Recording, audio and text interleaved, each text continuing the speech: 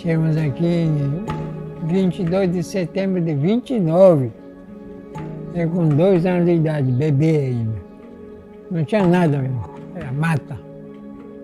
E me criei no meio da mata praticamente.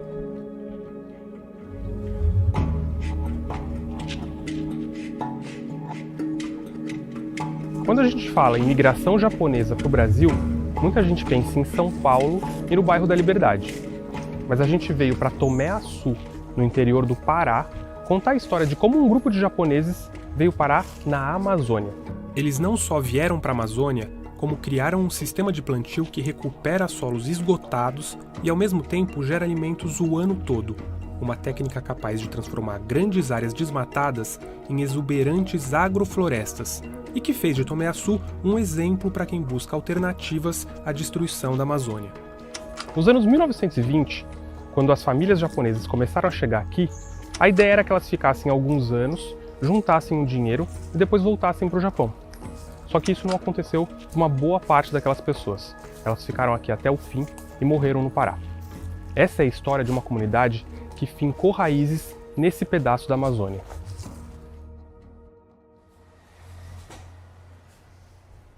O Japão, o senhor sabe que é um país pequeno em relação ao Brasil, né? Pequeno.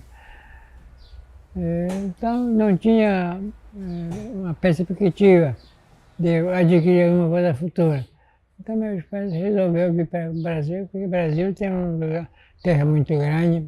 Aos 96 anos de idade, Hajime Yamada é a última pessoa viva a integrar a primeira leva de japoneses que aportou em Tomé-Açu, em 1929. Porque a gente morava numa barraca, né? Madeira, casa de madeira, coberta de cavaco, piso de chão. Só tinha sozinho onde tinha quarto. Mas pobre mesmo. Sempre foi pobre. Como que foi que essa onça apareceu aqui? Agora, porque aqui atrás era mata. Mas é muito grande, né? Assustador. O senhor tinha medo? Não, não. Tremia. Tremia. Aos poucos, as famílias japonesas que chegavam foram mudando a cara daquele pedaço da Amazônia e deixaram em Tomé-Açu várias marcas visíveis até hoje.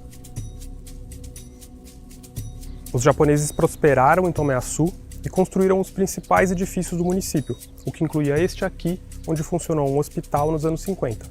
Mas houve percalços nesse trajeto. O governo reconhece o estado de guerra entre o Brasil e as potências do eixo. Durante a Segunda Guerra Mundial, quando o Brasil declarou guerra aos países do eixo, como o Japão, os japoneses foram considerados inimigos do Estado e passaram a ser vigiados de perto aqui por autoridades brasileiras. Os mais velhos chegam a dizer que moravam numa espécie de campo de concentração naquela época. Os japoneses não tinham liberdade de se juntar 3 pessoas. Se a polícia encontrasse 3 pessoas conversando, preso. Enchia a louça dele. Não tinha liberdade. Sofri muito, espiritualmente, né?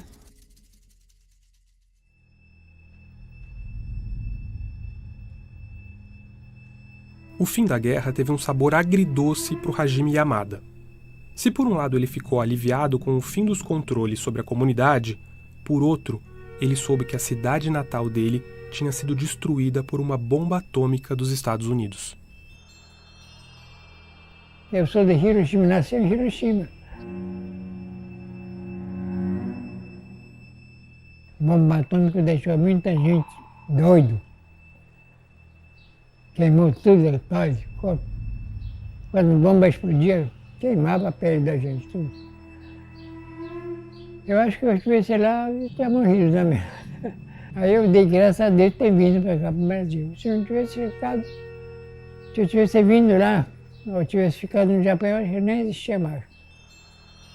Foi horrível mesmo. O Japão, arrasado pela Segunda Guerra, se reconstruiu e, em poucas décadas, virou um dos países mais industrializados e ricos do mundo. Uma situação bem diferente da que tinha propiciado décadas antes a vinda de cerca de 160 mil japoneses para o Brasil, na maior onda migratória da história do Japão. O Japão passava por uma grande recessão Então o governador entrou em contato com o embaixador do Japão na época, morava no Rio de Janeiro, pleiteando a imigração para o Pará justamente para virem ajudar, principalmente nessa questão de desenvolvimento agrícola. Cada família recebeu um terreno, ou seja, 25 hectares, que para plantio de verduras, arroz, feijão, fumo e o cacau. Com certeza ali encontraram uma vegetação muito densa, árvores de grande porte, e ali eles começaram a fazer o processo de corte, derrubada dessas árvores e tudo mais, fazer o processo de limpeza para enfim poderem construir lá as suas casas. Quando os japoneses chegaram aqui, eles enfrentaram várias dificuldades, uma delas a malária. Mas teve uma coisa que deixou eles à vontade: a oferta de madeira. Eles já sabiam lidar com madeira e usaram as árvores daqui para construir casas tradicionais japonesas com as técnicas que eles trouxeram de lá, na qual não se usa nenhum prego nem parafuso, apenas encaixes. A partir dos anos 60, a comunidade viveu seu apogeu graças ao cultivo de pimenta do reino. Naquela época, o tempero estava com preços altos no exterior e várias famílias japonesas se dedicaram à atividade. Até que na década de 70, uma praga chamada fusariose dizimou as plantações e encerrou o ciclo de prosperidade. Os produtores aqui ficaram aí uma necessidade muito grande, né? Não tinham fonte de renda, então até então começaram a procurar novas alternativas.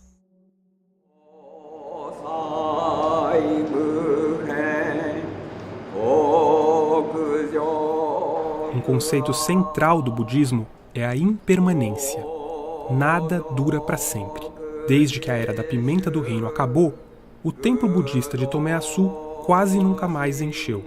O budismo foi perdendo força entre as novas gerações e a crise fez muitas pessoas migrarem para o Japão. Várias famílias de Tomé-Açu ficaram divididas entre os dois países.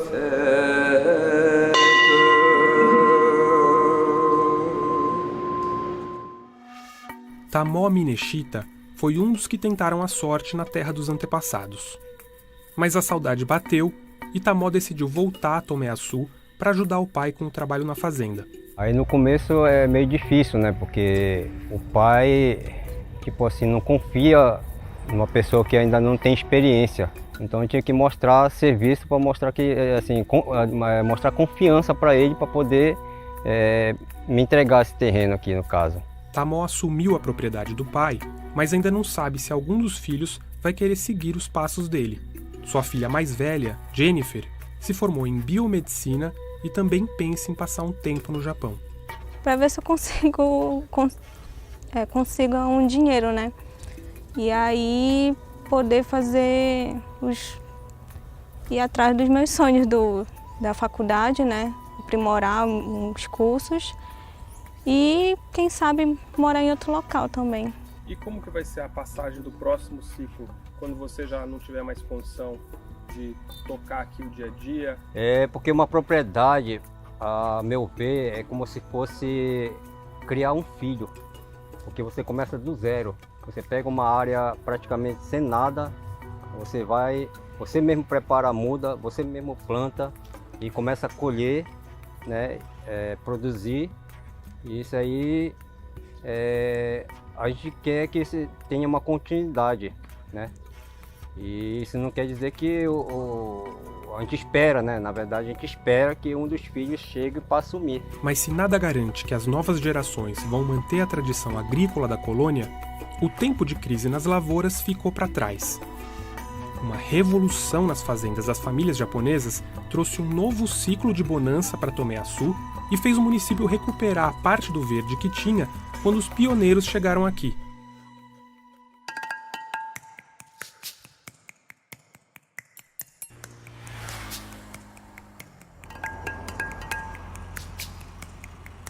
Quando os japoneses chegaram em Tomé-Açu, eles encontraram uma mata como essa, mas eles derrubaram as árvores, eles construíram estradas e com isso, grande parte daquela floresta original foi destruída.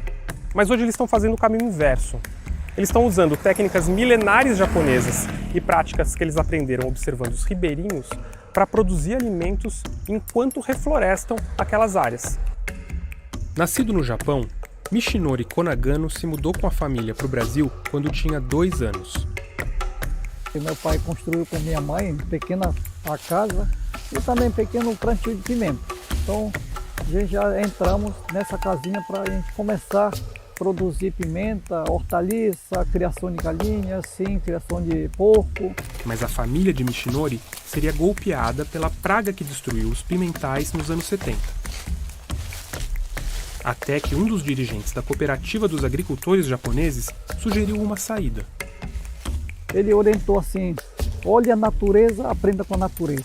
Ele viu ribeirinho produzindo com harmonia toda a fruteira ao redor da casa, consumindo durante 12 meses a vida saudável, né? Não tinha tanto recurso financeiro, mas a vida saudável. Observando a natureza e os ribeirinhos, os japoneses começaram a testar um outro sistema de plantio que se espelhava na floresta e privilegiava a diversidade de espécies.